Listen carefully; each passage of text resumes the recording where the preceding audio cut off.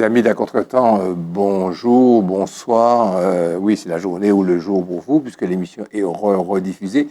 C'est ce matin que nous avons, à l'aube, nous avons appris que Mme Kamala Harris, en dépit de toutes les prédictions qui avaient été faites, n'a pas été élue présidente des États-Unis. Ça a été un petit peu un choc parce que beaucoup de gens y croyaient. Et puis beaucoup d'autres qui étaient satisfaits parce que M. Trump a été élu à la place. Nous avons donc un programme qui a été quelque peu modifié. Nous nous attendions à des résultats qui avaient été différés pour des raisons diverses, recomptage des bulletins et autres. Ça n'a pas été le cas. Nous avons donc chamboulé notre programme et donc pour ce soir, l'essentiel de notre conversation distinguée portera sur ces élections et puis on prendra, si nous avons le temps, mais nécessairement, mais indispensablement, nous allons traiter du chapitre musique. Voilà, bonsoir. Bonsoir, Daniel. Bonsoir. Oui, moi, c'est ce matin, mais moi, comme j'ai suivi en direct, donc je me suis couché un peu tard. Il fallait pas se laisser piéger. Emmanuel. Bonsoir Gérard, bonsoir à vous tous. C'est tout ce que tu as à dire. C'est bien. Je me réserve pour la suite. Tu as raison, on a beaucoup à dire. Et dis, ça vous fait.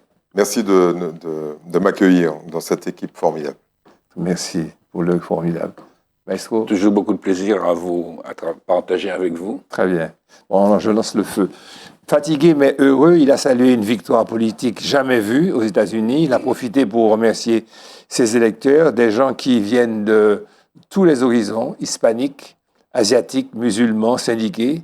Ils se sont réunis, a-t-il dit, autour d'un noyau commun. Sécurité, qualité de l'éducation et une armée solide, le pays va pouvoir se redresser. Donald Trump a sorti la carte de la concorde, façon étonnante tout de suite, lors de son premier speech, en disant « Arrêtons les divisions, j'invite tous les citoyens à se joindre à moi ». Il apparaît, citation finie, quote finie, comme disent les Américains, on se rend compte que plus il a été attaqué, plus finalement ça lui a fait du bien. Ça, c'est le paradoxe de ce système médiatique. Il a pu rassembler derrière lui, contrairement à ce que Eddie et moi, je suivais mon mentor de sciences politiques, il a été finalement suivi par des gens surprenants, les Noirs, les Hispaniques et tout ça. Il y a eu une répartition. La preuve, le résultat le prouve, une répartition égale de ceux qui, normalement, auraient dû être opposés à quelqu'un qu'on disait raciste, qu'on disait même fasciste à la fin. Donc, c'est de là le danger d'utiliser des termes, des qualificatifs peut-être trop forts. En tous les cas, les affaires, les procès, ça n'a pas touché les gens. Donc, je m'interroge sur le niveau de morale en général, pas seulement de l'Amérique, mais du monde. Tu as beau avoir un casier, tu as beau avoir des antécédents, bon, mais c'est pas ça qui compte. Pas plus, je suivais mon regard, pas plus que non plus les journaux. Je sais pas, mais il n'y a pas un journal américain qui ne l'assassinait au vitriol pour ses turbitudes et sa façon d'agir à l'égard des femmes, son sexisme, son racisme, disait-on. En tous les cas, pour nous, aux Antilles, on a l'impression que c'est loin, mais n'empêche qu'il ne faut pas oublier que nous sommes raccrochés au train de l'Europe. Décrochage d'un ensemble qui est évident, qui est manifeste. Et on se rend compte que peut-être que le déclin de la France, de l'Allemagne, les difficultés, va peut-être se répercuter sur nous, donc ça demande des réflexions. L'Europe qui est au centre du monde court le risque de devenir vraiment un théâtre secondaire, quoi. D'ailleurs, c'est fini le coq gaulois qui faisait cocorico avec les pieds dans la fiente de la basse-cour. Face à une Russie belliqueuse, une Chine concurrente, une Amérique qui ne va plus la couvrir de sa protection, l'OTAN qui va certainement... vraiment, c'est la géopolitique qui sera bouleversée. Je vais vous laisser vous développer tout ça, mais en tous les cas, souvenez-vous que tout récemment, on n'a pas traité ça, c'est passé en dehors de nos radars, le rapport de Draghi qui décrivait la lente agonie de l'Europe. Et puis aussi un second rapport, alors encore plus inconnu de notre bataillon, c'est l'ancien président finlandais, Sauli Niinisto, qui recommandait, on le voit avec ce qui s'est passé en Espagne, qui recommandait à chaque foyer européen de faire des réserves d'eau et pour tenir 72 heures en cas de crise majeure, soulignant une totale impréparation de l'Europe en cas de crise majeure. L'Allemagne, je vous l'ai dit, s'enfonce dans la récession. Et puis en face, vous avez tous ces pays qui montent, là, tous ces pays où le totalitarisme monte. Alors rapidement, et puis je vais vous passer la parole. En Turquie, Orban, en Hongrie, Orban en Hongrie, Erdogan en Turquie, ça se ressemble. Mélanie en Italie, Poutine en Russie, Modi en Inde. Ça fait beaucoup de petits chefs. Il ne faut pas employer le mot fasciste, de petits chefs autoritaires. Et la liste n'est pas exhaustive, et maintenant Donald Trump. La seule question pour la France, c'est de savoir comment elle va faire pour ne pas être le dernier domino qui va tomber, puisqu'apparemment, il y a un humanisme, il y a un antiracisme qui existe, qui est profond en France, même si de plus en plus le racisme au quotidien s'exprime. Toute la question est de savoir comment ça ne va pas dégénérer sur nous et sur notre émigration, et sur finalement le reste du monde, parce que la France, ça reste quand même un pays majeur. C'est quand même la 7e, dites-moi si 7e ou 8e puissance. C'était la perdu en. Alors, on va faire de la façon suivante. Je vais lancer des idées, vous allez vous exprimer là-dessus. Alors, première assertion, on voyait qu'il avait été écrit, je l'ai lu, hein. Donald Trump est un voyou sans scrupules. C'est un trait qu'il partage avec son homologue russe, Vladimir Poutine. C'est écrit sur la plume de journaliste, là, c'est ce matin que je l'ai pris, donc ça n'est pas de moi. Je vous laisse vous exprimer sur une assertion aussi puissante, aussi forte. Est-ce que les siècles passés, on pouvait lire des choses comme ça? Est-ce que tu permets quand même qu'avant ça, moi je pense que je voudrais dire quand même deux petites choses. Parce qu'on a traité la question de l'élection américaine en mettant l'accent sur la particularité du suffrage, du fait qu'il y avait des grands électeurs et qu'il fallait avoir la majorité des grands électeurs et qu'on pouvait avoir la majorité des voix et ne pas être élu. Là, il faut reconnaître que les républicains, Donald Trump, ils font la totale. C'est-à-dire qu'ils ont les grands électeurs, mais ils ont aussi la majorité des voix. Donc là, il n'y a aucune discussion possible et qu'au niveau du Sénat, ils ont la majorité. Comme Trump, dans son dernier mandat, avait fait en sorte que la Cour suprême soit à majorité républicaine, donc les républicains ont entre leurs mains la totalité des pouvoirs et des contre-pouvoirs. Donc je pense que ça, c'est important à souligner. La deuxième chose que je voudrais souligner également, parce que moi j'ai été étonnée de voir dans certains médias et dans le monde, de façon, enfin moi j'étais surprise, de voir que la défaite était attribuée à Kamala Harris. Il y avait un article, la défaite de Kamala Harris. Comme si on oubliait que c'était Joe Biden qui avait dit qu'il ne se représentait pas, qui a décidé de continuer, comme si le Parti démocrate n'avait pas décidé de lui donner l'investiture, comme s'il ne fallait pas attendre qu'il renonce pour que, au mois d'août, Kamala Harris, donc c'est-à-dire dernier coup, soit la candidate par défaut. Moi, je dis que quand même, le Parti démocrate a tout fait pour que Kamala Harris ne soit pas élue et que ce serait quand même, c'est un peu... moi, je trouve qu'on l'oublie un peu vite. Et je voudrais souligner, pardonnez-moi d'être la seule femme sur le plateau, mais que quelquefois, lorsqu'il y a une situation qui paraît la plus difficile, eh bien justement, on envoie la femme au charbon. Je prends un exemple tout simple, c'est pas qu'aux États-Unis. Lorsqu'on est en France avec le nouveau Front populaire, les 3 propositions de première ministre, c'était 3 femmes. Pourquoi? Parce qu'on sait que la situation est pourrie. Donc moi, je dis je constate qu'il y a encore un plafond de verre aux États-Unis, parce que le fait qu'elle ait été une femme, parce que les femmes ont voté majoritairement pour elle, mais pas les hommes, et tu as bien raison de dire qu'effectivement, que ce soit les Noirs, que ce soit les Latinos, etc., ils ont voté pour Trump. Oui. Et puis, Ah non, c'est Dodo, donc si... tu ne réponds pas à la question, tu réponds pas à sa question. Ah oui, la question, oui, non, le fait qu'il soit un voyou, oui, ça, les gens s'en foutent complètement de voter pour un voyou, pour un repris de justice, s'il faut voter pour, ça leur est égal. Mais est-ce qu'on peut balayer ça, est-ce qu'on peut considérer ça comme acquis, balayer ça du revers de la main, ou bien alors s'arrêter un peu sur ça? Oui, moi je pense qu'on est arrivé à une fin de cycle de monde. Je pense qu'on est passé à autre chose. Et alors on va pas passer son temps à être nostalgique de l'ancien monde. Hein. Il faut comprendre ce qui est en jeu pour pouvoir préparer l'après. Mais c'est vrai que ce n'est pas ça qui compte pour les gens. Les gens comptent, ils considèrent que Trump va leur accorder sécurité économique, sécurité tout court, et donc pour eux ça passe avant tout. Tu sais, les hommes sont en minorité, là, tu veux les laisser s'exprimer? Eh ben, je crois qu'il m'a demandé de parler. Oui, alors l'assertion dont tu parles, c'est de l'outrance. Et la campagne américaine a tourné autour du principe de l'outrance. Et l'outrance, ça marche en politique. Quand on est dans l'outrance, d'abord, on fait en sorte que les projecteurs soient sur ceux qui tenaient propos outranciers. Et regardez bien ce qui s'est passé aux États-Unis. Les médias ne parlaient que de Trump, que de ses outrances. Kamala Harris ne parlait que de Trump et de ses outrances, à tel point qu'on ne sait même plus quel est son slogan de campagne, Kamala Harris. On sait. Si. Ben, oui, mais alors, quelques experts, voilà. Mais quelques experts féministes. Oui, mais l'outrance est quelque chose qui est une marque de fabrique aujourd'hui du nouveau temps politique, parce que c'est un principe qui consiste à créer des partitions. Donald Trump a attaqué sa campagne en radicalisant son bloc contre celui de Kamala Harris et donc des démocrates, avec une approche très outrancière. Et en ça, je dirais qu'il s'inscrit dans le nouveau monde de TikTok, dans lequel on est, puisque c'est ça la vérité. Je pense que cette campagne américaine est la campagne des réseaux sociaux et la campagne de TikTok. C'est l'effet TikTok qui, aujourd'hui, va chercher des positions extrêmement radicales. Et Danielle a raison quand elle dit que le monde a changé, mais il a changé aussi pour ça, parce qu'aujourd'hui, on est dans une espèce de relation très éphémère aux messages qui sont portés, parce qu'on ne raisonne plus qu'à l'émotion, qu'à la réaction et qu'à l'opposition. Donc on est dans une... Et d'ailleurs, la campagne, enfin, vous avez tous suivi le fameux débat, le seul débat que...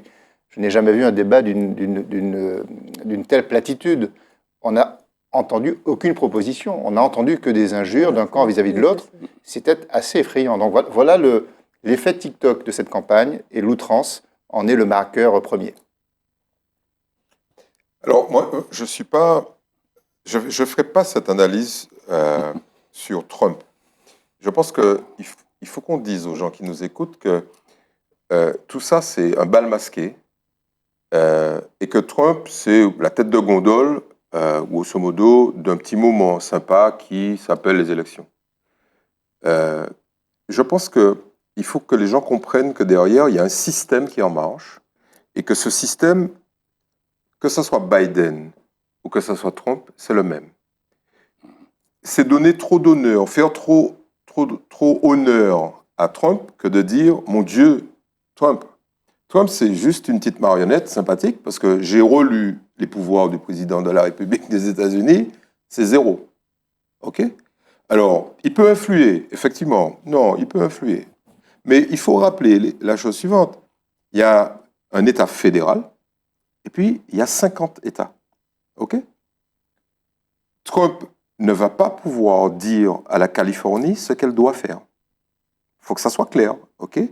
Et il y a des partis politiques en Californie qui militent pour quitter les États-Unis. Non, mais il y a ça. Derrière tout ça. Et il y a des gens qui rappellent régulièrement au président de la République américaine qu'il y a des choses qui sont de leur ressort. Okay ? Donc, il faut avoir cette vision-là. Okay ?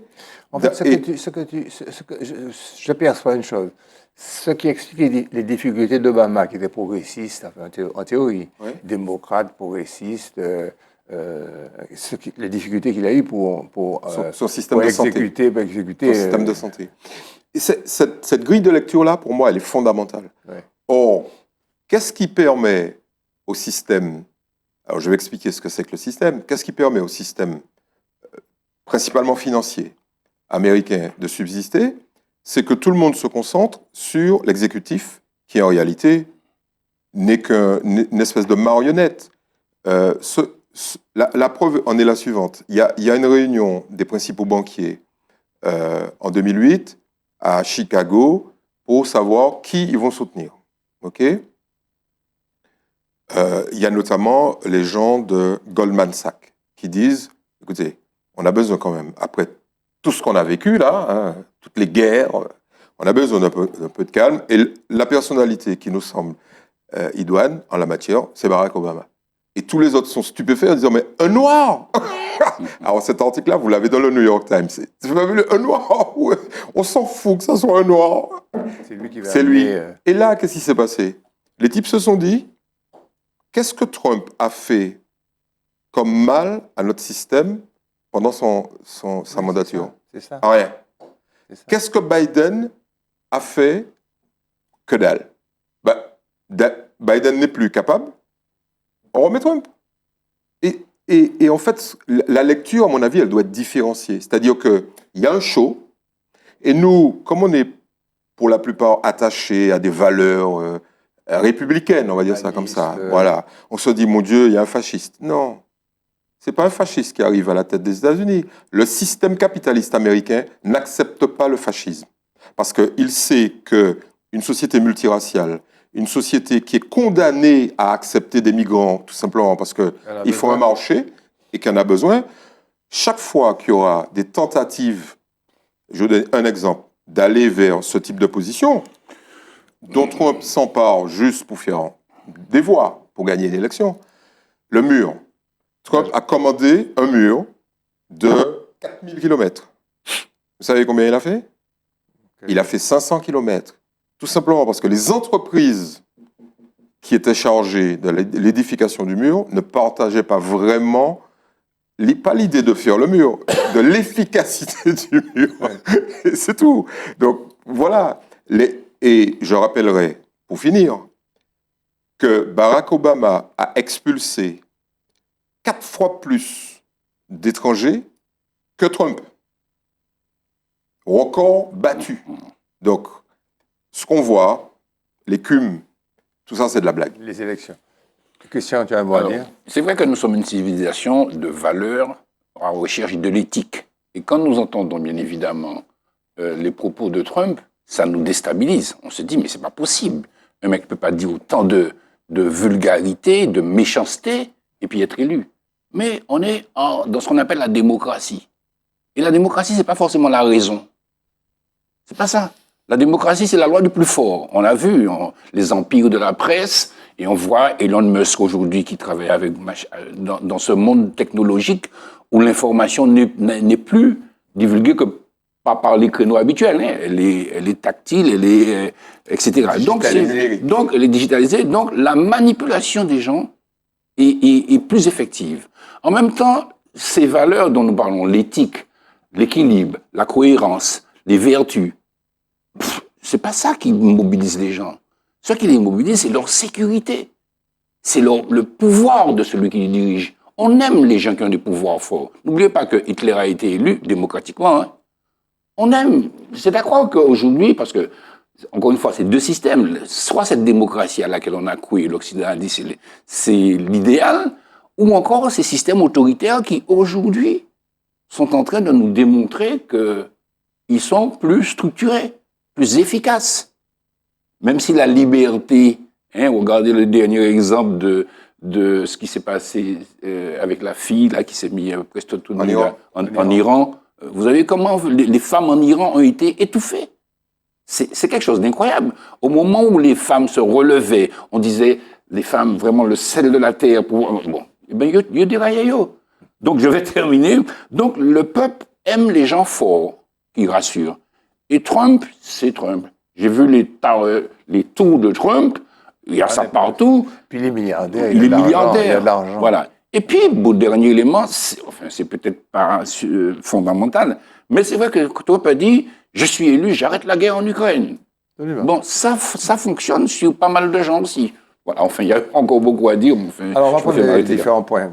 Alors, on va aller vite maintenant pour essayer de dire autre chose que Trump, sinon on va encore pas dormir ce soir. Sur l'économie, il a décidé d'avoir moins de protectionnisme. C'est une ultralibérale. Est-ce qu'on peut y croire?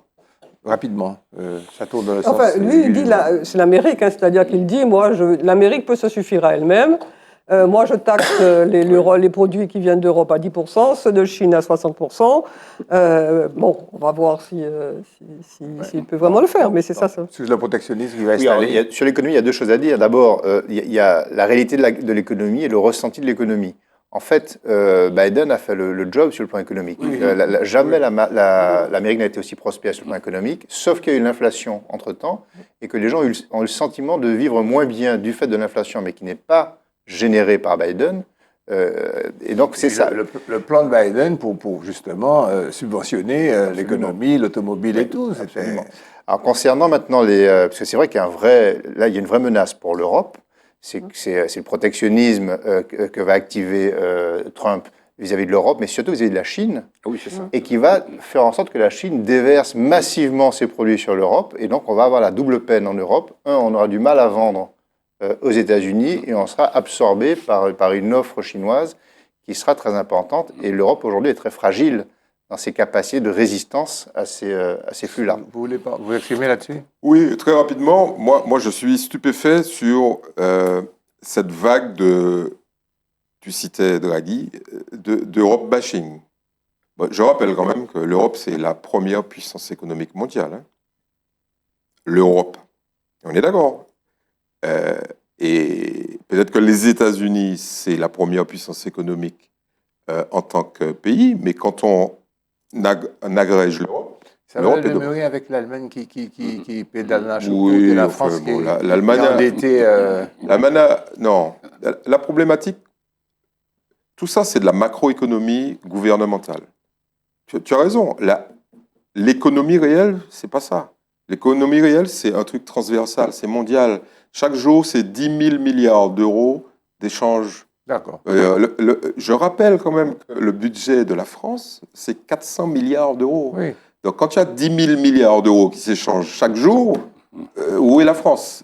Où est même les États-Unis? Non, je pense qu'il faut être largement optimiste et il faut ouvrir un tiroir, mettre Trump dedans, le refermer, ça ne changera rien. Oui, ne serait-ce que pour notre paix individuelle.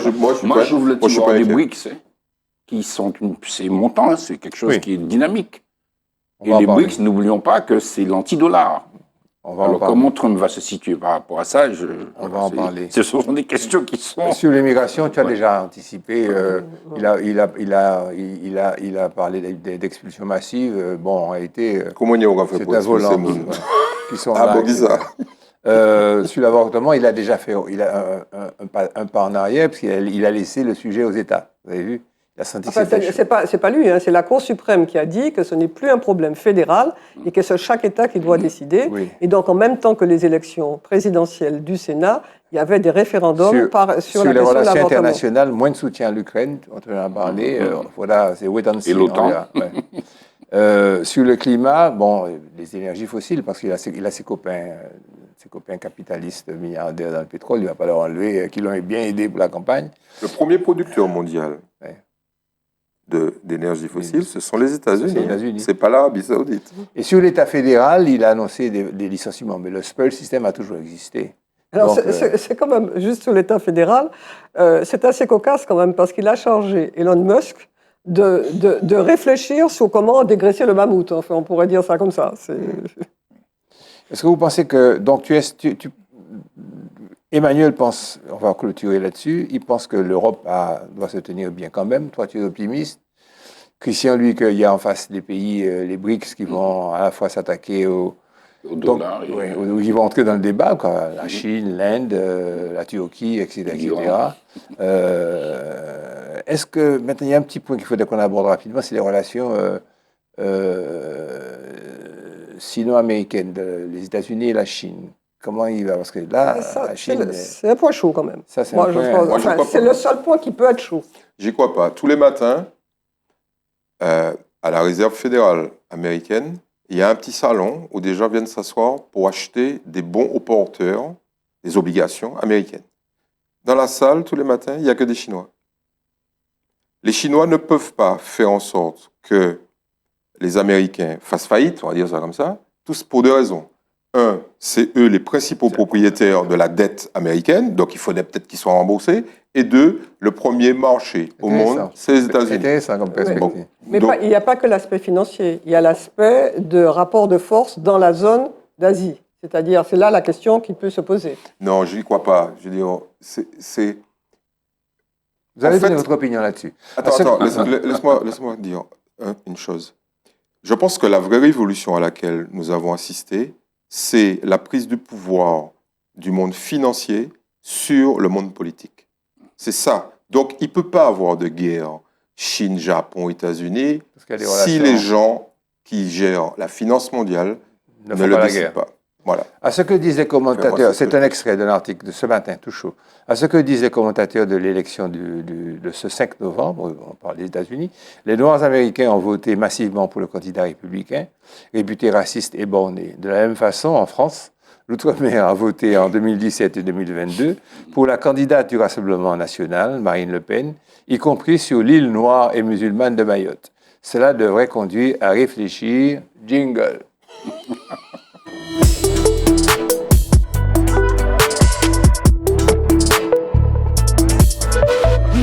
Bon, on ne va pas traiter ça comme on le voulait très largement, mais 2 mots sur le blackout de la Guadeloupe, parce que quand même, là aussi, ça change.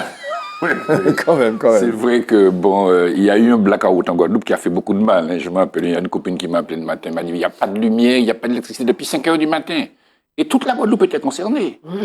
Alors, et puis ça a duré, quoi. Ça n'a pas duré que 48 heures, hein, puisque ça n'a pas été rétabli. Ça a été le lendemain à 23h. Ouais. Alors, à l'origine, semble-t-il, bien évidemment, des problèmes syndicaux, des congés payés, patati patata. Il y avait un protocole qui devait être signé. Finalement, c'est très interpellant parce que comment on peut avoir un état d'esprit pour pouvoir priver tout le monde de l'électricité? C'est pas un état d'esprit, tu sais. Non, mais je sais pas c'est quoi. Mais en tout état de cause, si vous voulez, moi je suis interpellé sur, comment dire, le fanatisme, l'aveuglement et le peu de souci du monde, quoi, des gens. Parce que tous les secteurs... Pardon? L'égoïsme. Oui, tout à fait, parce que quelle que soit la cause, tu ne peux pas non plus sacrifier toute une population. En tout état de cause, ça a été véritablement ressenti dans toutes les catégories sociales et professionnelles. Alors, semble-t-il aussi, bon, ça c'est la presse qui dit que ces responsables syndicaux-là ne sont pas les plus mal payés. Hein? Oui, mais c'est toujours important. Cet aspect-là, il est... Oui, mais enfin, bon, tu sais, j'essaie de mettre en relief tout ce qui me paraissait important. En tout cas, si vous voulez, c'est vrai que les Guadeloupéens ont vécu ça difficilement. Alors, est-ce que c'était aussi lié à la turbulence qu'il y a chez nous? Je ne sais pas s'il y avait des rapports. Mais en tout cas, l'enseignement que je veux retirer, nous sommes des petites îles, quoi, c'est que nous devons tout le temps faire preuve, à mon avis, de maîtrise, quoi. Oui. On ne peut pas sacrifier l'intérêt d'une population. C'est comme ça qui s'est passé ici, parce qu'on a beau dire que c'est vrai que les prix sont chers, mais est-ce que ça justifiait toute cette violence? Vous voyez, comment peut-on construire une société paisible sans ça? Voilà. Alors qu'en Martinique, c'est un mouvement populaire qui a dégénéré en excès de toutes sortes. En Guadeloupe, ce sont les syndicalistes qui ont dépassé les bornes. Alors qu'en Guadeloupe, ce sont des intérêts catégoriels qui sont en cause. En Martinique, la cause revêt un caractère collectif, la vie chère, qui s'applique à une partie importante de la population. C'est peut-être ce qui explique qu'un groupe important d'intellectuels, le texte. Oui, important, c'est vrai. D'intellectuels guadeloupéens un collectif d'éthique. A pu, par une lettre ouverte, dénoncer les outrances des syndicalistes concernés. Avec ce qui s'est passé récemment, il y a eu des voix qui se sont exprimées. Emmanuel de Rênal, qui était d'ailleurs bien cloué au pilori par M. Petitot et Mme Haute-Goussard et Mme Gladys Roger, parce qu'il était le premier à annoncer ce qui s'est passé, finalement. Tu as été un oiseau de mauvais augure, mon cher ami. Il ne faut pas parler trop tôt, il faut attendre, il faut laisser les autres parler. Et avant, pour que ça ne se focalise pas sur toi. Mais tu as la peau dure, tu as la peau bien tannée. Et puis par ton courage et ta volonté de faire les choses bien. Mais ce qu'il y a, c'est qu'il y a eu quelques voix, des professeurs qui ont parlé, peu ou prou, des critiques et des commentaires. Il n'y a pas eu d'intellectuel qui se soit prononcé réellement, collectivement, comme en Guadeloupe. Et la liste, elle est longue, on ne va pas la prendre, mais il y a des avocats, des toute l'intelligentsia guadeloupéenne qui s'est exprimée là-dessus. Ça, c'est une différence. Pourquoi il y a une intelligentsia martiniquaise? Je crois que oui, puisque au niveau de la Martinique... En tout cas, l'idée du comité d'éthique m'a paru intéressante, parce que c'est quand même important. Comment CMA-CGM a réussi pour le moment à sauver sa niche? Pourquoi que CMA-CGM nous intéresse, il dit? C'est parce qu'elle rentre dans le processus de diminution des prix et permettant à la vie chère d'être améliorée, pas améliorée, diminuée. Bon, là encore, ça participe du mythe, hein. Dire que les frais de transport impactent de manière sévère le prix de la boîte de petits pois, c'est une grosse plaisanterie. Okay. Aujourd'hui, on est sur un coût qui est du conteneur, alors qui varie tous les jours. Ça passe de 2 000 € à 14 000 € en fonction des crises, etc. Mais bon, quand on applique ça à la boîte de petits pois, on dépasse rarement 2 ou 3% du prix du transport. Okay, donc, moi, je crois que ça se niche ailleurs. Justement, alors, donc, on laisse ça de côté. Non, mais par contre, je veux la dire... niche fiscale. La niche fiscale, oui. On n'a pas beaucoup de temps. Non, mais hein. comme on va aller. Non, mais les poncifs, ça, tu sais, quand on va vite comme ça, les poncifs subsistent. Donc, on va les tirer en l'état. Oui. La niche fiscale, bon, pas compliqué. CMA-CGM, c'est un truc stratégique pour la France. Okay? C'est une famille qui soutient depuis des lustres les partis de droite en France, okay? Famille d'origine libanaise qui est française aujourd'hui, et c'est aujourd'hui, on ne sait plus si c'est le 2e ou le 3e chargeur, en fait, transporteur maritime mondial. C'est fondamental. Second. C'est le second. Pour le premier, je crois que c'est Maersk. Non, le premier, c'est MSC. Oui. Encore des gens très proches du pouvoir. Alexis Kohler, etc. Oui. Bon. Et donc, quand on est un petit pays comme la France et qu'on a un leader mondial dans un truc aussi stratégique que le transport des marchandises, je veux dire, on essaie de garder les choses sympas. Donc, il y a une niche fiscale qui s'appelle la taxe au tonnage, qui est très favorable à la CMA-CGM, parce que son taux d'imposition réel, j'ose même pas le dire, c'est 2,5%. OK ? Bon, il y a encore des gens qui vont dire... Au lieu de l'impôt sur les profits, sur les bénéfices... Voilà, qui est de 25%. Qui est de 25%. Bon. Il y a quand même fantastique, mais c'est des gens très intelligents qui sont à la tête de CMA-CGM, donc qui ont fait en sorte qu'il y a une structure mondiale, ils ne payent pas beaucoup d'impôts en France. Donc, finalement, les gens vont s'insurger sur le fait que, les mecs, ils font des dizaines de milliards d'euros de chiffre d'affaires et des dizaines de milliards d'euros de résultats nets, mais ils payent très peu d'impôts en France.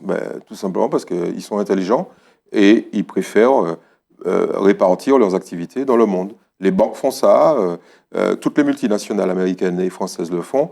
Donc, c'est un faux débat. C'est un faux débat, puisque un type qui veut gagner de l'argent pour investir et faire rayonner la France, tu ne peux pas lui tirer une balle dans le pied, ça n'a pas de sens. Dans le système, tel qu'il est. Ben oui. Notre santé est mise en péril par les énergies fossiles. Alors pourquoi on va encore reparler de ça? Ça a l'air d'être casse-pied. Chaque fois, on parle de climat, mais c'est une promesse qu'on s'est faite. On risque de nous ennuyer nous-mêmes. Mais on va en parler à chaque fois. On ne va pas y parvenir. Parce que c'est un vrai problème. Oui, le réchauffement climatique, on connaît les effets néfastes pour la planète. Et là, l'idée, c'est de faire le focus sur la santé sur les personnes. Voilà. Et ça, c'est intéressant de noter, enfin de rappeler les effets sur la santé. Il y a un rapport qui vient de sortir, qui a été produit par le Lancet Countdown en 2024. Et alors j'ai lu ce rapport, et ce que j'en retiens, c'est 3 grandes idées, pour faire très simple.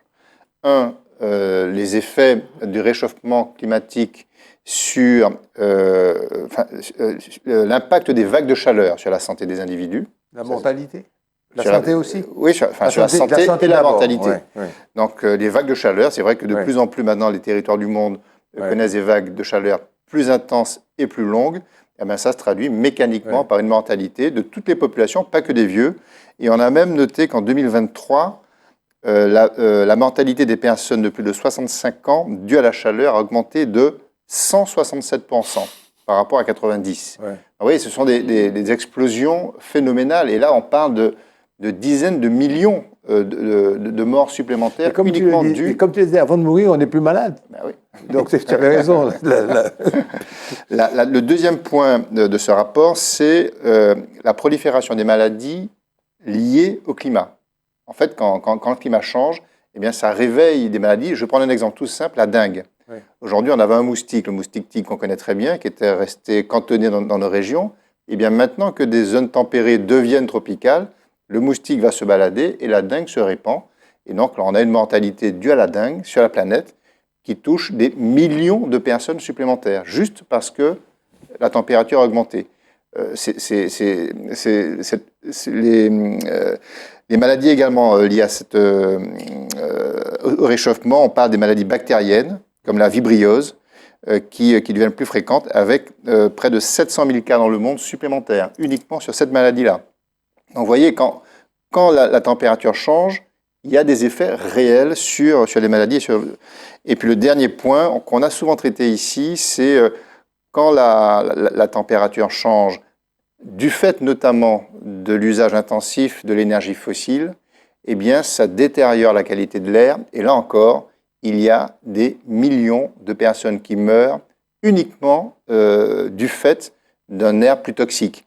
On comptabilise en 2020 2,3 millions de décès prématurés. Oui, enfin c'est colossal parce que l'air est chargé de toxiques et ça génère des maladies et ça provoque de la mortalité. Donc, le bouleversement climatique, oui, ça impacte la nature, ça impacte la vie des forêts, des écosystèmes, mais ça impacte la santé des individus. Voilà.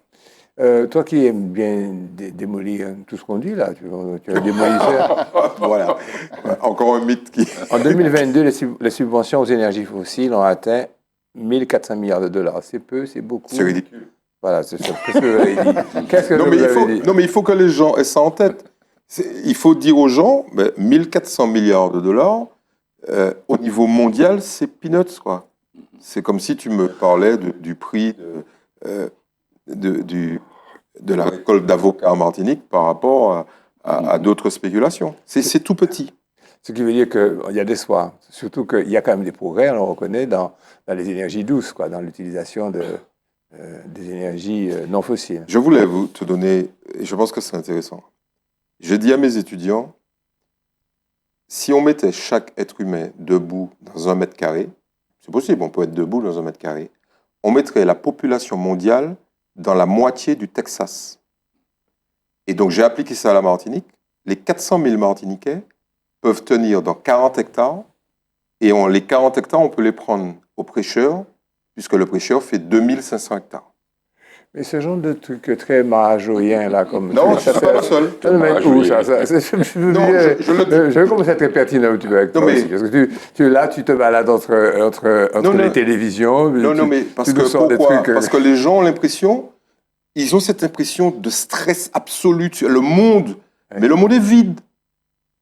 L'illustration de ça, c'est Singapour, qui fait la moitié de la Martinique en superficie et qui a 6 millions d'habitants. Et les gens de l'espace, il y a des forêts. Le monde est vide. Le monde est vide. Mais il y en a qui habitent au 50e étage. Hein, oui, mais ils ont les plus grands parcs d'Asie. Oui. Mais le temps qu'ils descendent du 90e étage, qu'ils arrivent en bas, qu'ils y arrivent, la journée est passée. Pas ni chômage, pas ni embouteillage. Ouais.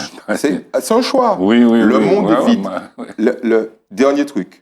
Tu prends tous les immeubles, toutes les usines de Martinique, tout le bâti, ok, et tu dis, ça représente quel pourcentage de la surface de la Martinique? 7%. C'est-à-dire que tu peux les mettre à Sainte-Thérèse. Tu prends 7% du territoire, ok, et tu mets tout dedans. Le reste est vide. Il faut dire aux gens ça, il faut leur dire ça, en disant, mais arrêtez de stresser les mecs, il y a trop de voitures, il y a trop de gens, il y a trop de bagnoles, il y a trop de bâtiments, on est stressé, arrêtez. Alors, laisse-moi te dire, les allergies que l'on a, les maladies qu'on a, tout ça, c'est notre imagination. À Grand-Rivière, il n'y a pas ça. Catastrophe naturelle, le Sénat intègre un amendement sur le sargasse dans une large proposition de loi. C'est Daniel qui va nous en parler. Oui, eh bien, rapidement, alors... Certains s'en souviennent, Catherine Conconne avait en 2019 proposé un amendement. Cet amendement-là, pour que les sargasses soient reconnus comme catastrophe naturelle, ce qui entraîne pour ceux qui subissent le fait de pouvoir être indemnisés par les assurances. Hein, c'est l'intérêt. Et ça avait été adopté par le Sénat. Et puis, du fait de la navette parlementaire, ça s'était perdu, quoi. Il n'y avait pas eu de suite. Il n'y avait pas eu de suite. On l'a oublié. Il n'y avait pas eu de suite. Alors, il faut comprendre que quand dans la programmation pour que les lois soient votées, soit c'est le gouvernement qui fait une proposition de loi, qui est maître du calendrier, soit il y a des niches où chaque groupe peut inscrire une proposition de loi dans les niches qu'ils lui ont demandé. C'est pour ça qu'on appelle pour le gouvernement ça un projet et pour les autres une proposition. Voilà. Et donc là, il n'y a pas eu. Donc c'est passé à la trappe. Et là, le sénateur Victorin Lurel a repris l'amendement de la sénatrice Catherine Conconne et ça a été adopté par le Sénat. Donc, rebelote, il faut que ça arrive à l'Assemblée pour que l'Assemblée vote dans les mêmes conditions, dans les mêmes termes que le Sénat, pour que ça devienne une Donc, c'est loi. pas fini. Ah, c'est pas fini. Hein. Mais alors pourquoi Non, mais c'est pas fini parce qu'il faut l'inscrire. Mais comme c'est un amendement, ce n'est pas le gouvernement qui va l'inscrire. Donc, il faut que ce soit les partis. Mix, comme ça se Non, passe, non, il faut déjà que ce soit les partis, les partis d'opposition qui puissent proposer, Par exemple, le Parti socialiste. par exemple, le Parti Je pense socialiste. que c'est acquis.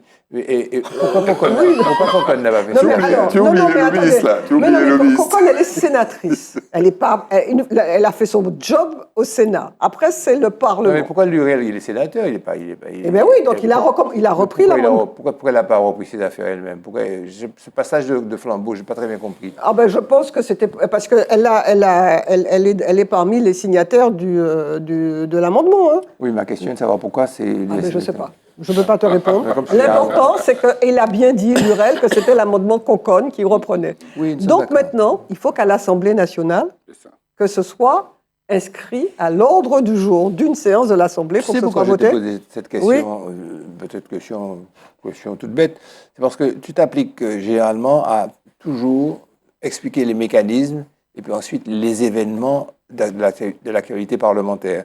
Alors je pensais que ça t'avait interpellé, et que tu avais la réponse. C'est tout, mais c'est pas pour compliquer les choses, parce qu'en fait c'est un détail. L'essentiel c'est que ça avance et que ça prospère. Mais on ne sait pas. Non, il a repris, le Sénat l'a voté. Maintenant, il faut que l'Assemblée le vote dans les mêmes termes que le Sénat. Et le fait que ça soit catastrophe naturelle, qu'est-ce que ça C'est va la- ajouter? c'est l'assurance. Ça décréter. C'est l'assurance. Parce que l'amendement dit que dans l'article 1 tel du Code des assurances, il est inséré tel paragraphe, tel alinéa. Donc ça rentre, l'amendement rentre dans un Et ça article laisse du pas Code de des latitude aux assurances de faire comme elles le font maintenant, Non, non. d'annoncer aux différentes entreprises brûlées, n'est-ce pas, Emmanuel? Non, mais, Que les non, mais contrats- le ministre a dit que non. Le ministre a dit que finis, non. je Je te finis. réponds. Je finis, Ça marche bien. parce que les gens ne le savent pas, Ouais. que les contrats seront résiliés et qu'on va peut-être renégocier les conditions. Non, quand Vrai ou la- faux? quand- Mais non. c'est Emmanuel, attends, ça c'est Emmanuel que j'ai interrogé. Ah Emmanuel. oui, il y a une vraie menace, il y a des annonces qui sont faites aujourd'hui, il y a une vraie inquiétude du monde de Le l'entreprise. ministre a dit que non. Oui, en tout cas, les assureurs ici disent qu'il y a ce risque-là. Donc maintenant, il faut laisser venir. Bon. faut- Alors appliquons ça au Sargasca tombé, Siwawa, Sargasca monté, la montagne pelée. Les assurances couvrent? Oui. Si l'amendement est adopté, Ouais. il est intégré dans le Code des assurances. Ça veut dire, non mais pour bien comprendre, hein, en matière d'assurance, pour assurer un risque, il faut que ce risque soit vraiment aléatoire. Ça veut dire, et là on a dit, mais non, on n'a pas les éléments suffisants, on ne peut pas dire. Là, l'amendement dit que même si le caractère anormal n'est pas établi, l'arrêté de catastrophe naturelle pourra être pris. C'est ce que dit Bonne chasse au l'amendement. Parlement. Eddy? Ben, allons dire la vérité aux gens. Il y a des gens qui sont payés pour surveiller ça parce que ça va leur coûter cher. Voilà. Les assureurs disent il est hors de question que ce type de texte puisse passer. Couverture, ouais. Et c'est pour ça qu'ils l'ont torpillé la première fois. Ouais. Ok. Ils ont appelé simplement les partis en disant bon les frères, c'est pas la peine de reprendre le truc au niveau de l'Assemblée. Oui, mais est-ce que je peux préciser quand même une chose? Comme je dis que c'est pas le gouvernement, c'est pas un projet du gouvernement, donc c'est pas le gouvernement qui va l'inscrire. Maintenant, quand les parlementaires, quand l'opposition veut inscrire un projet, il a une niche Oui. et il a un temps, c'est-à-dire qu'il faut qu'avant minuit, ce jour-là, et comme ils ont plusieurs projets, si ce projet-là vient parce qu'on considère qu'il y a des choses plus urgentes, il vient après et que le temps à minuit arrive, et bien ça passe pas. Bon. Jingle musique.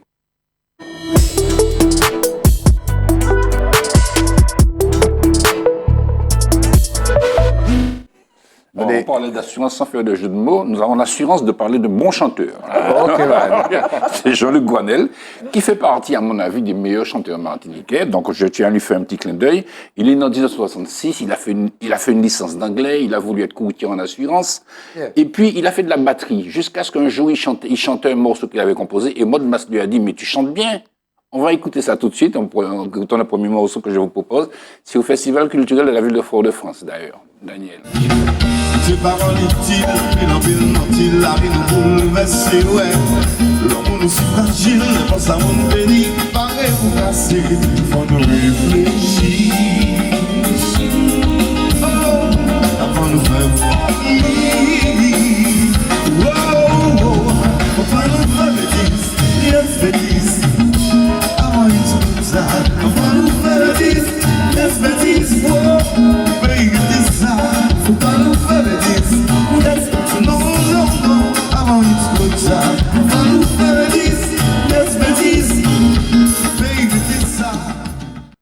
Voilà, avec lui, Cindy Martelly, qui est la fille de Jean-Philippe, qui est une très bonne chanteuse. Alors, Jean-Luc, on l'a connu beaucoup, un peu à Taxi Créole, mais aussi surtout Quack. Puisque Quack, avec Moriello, ils ont fait un album, ils ont fait plusieurs albums. Je n'aurai pas beaucoup le temps de raconter, mais il y a une œuvre qui s'appelle Serré Moins, qui a été présentée une première fois dans les prix de la SACEM et qui n'a jamais fini de séduire les mélomanes et les danseurs. Alors, écoutez, Serré Moins, c'est une composition de Suzy Trébeau et Jean-Luc Goinel.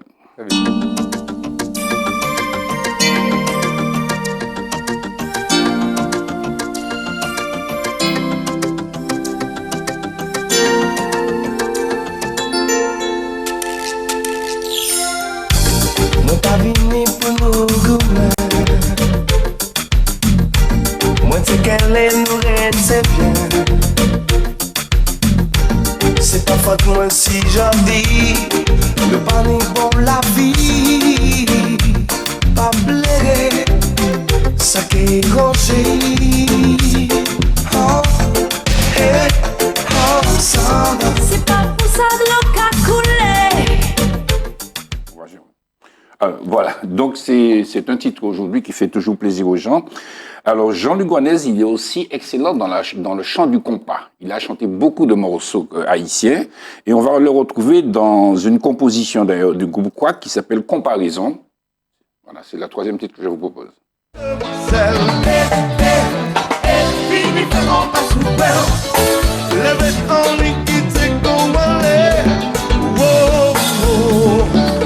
Mano musique la caoulée, c'est ma frica sououé. Et puis vous la seconde, tout caille un monument. Et envie nous coller, vous swingez sans arrêter. Yo qui vit, et mettons à vous la vie. On va la bombe à Ouais, elle est sous la capine, mademoiselle.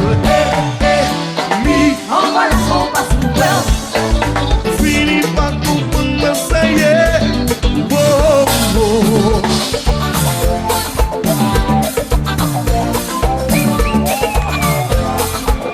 Tout le monde m'a dit ça. À la quoi sur sport. Voilà, j'ai envie de dire que c'est un homme que j'ai toujours connu de bonne humeur, qui s'exporte bien, qui a beaucoup travaillé avec beaucoup d'artistes également. Et là, pour terminer, je vais faire écouter la même œuvre, mais dans deux interprétations différentes. Hein? C'est Sweetie Doudou, que beaucoup de gens connaissent et qui est un morceau qui est incontournable. Alors déjà une version un peu plus acoustique, et puis après on va écouter la version connue par tous. Ouais.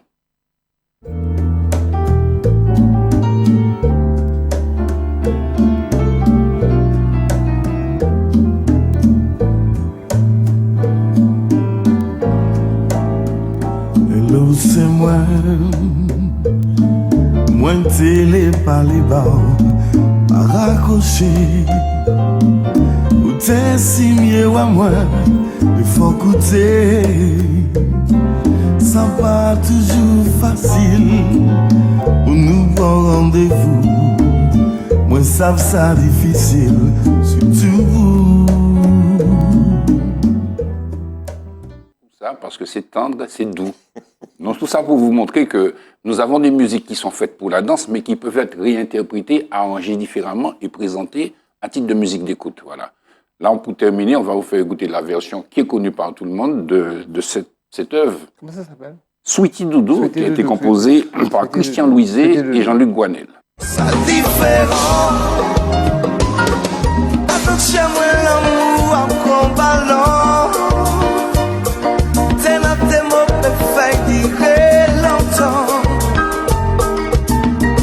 Même pour l'éternité. Moi, mi Sweetie Doudou. Imaginez-nous tous l'été. Comme ma bouilla, oui, nous connaissiez nos yeux cachaloupés. Parce que nous, à sous la voie lactée.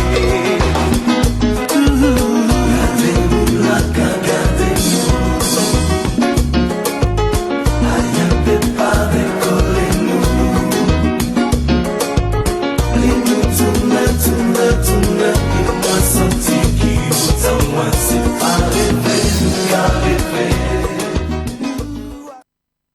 Voilà, Jean-Luc Goinel, c'est vraiment un bon personnage de la musique. Et puis j'aimerais quand même vous dire que ce titre, Souti Doudou, a été récompensé par la SACEM comme meilleure composition. Je ne me rappelle plus en quelle année, mais ça faisait partie effectivement de nos apports quoi, dans la vitalité de notre musique. Pour les arrangements, Ouais. pour la qualité. Pour la qualité de composition. Comme il également. reste une minute, je voudrais juste dire, saluer aussi Jean-Luc Goinel pour signaler qu'il était membre du conseil d'exploitation du CERMAC, puisque le CERMAC avait des élus, mais également des membres de la C'est société ça. civile, et que j'ai eu le plaisir de travailler avec lui, et son apport était absolument C'est ça. essentiel. Et puis il s'investit beaucoup dans des causes collectives aussi, c'est important à signaler.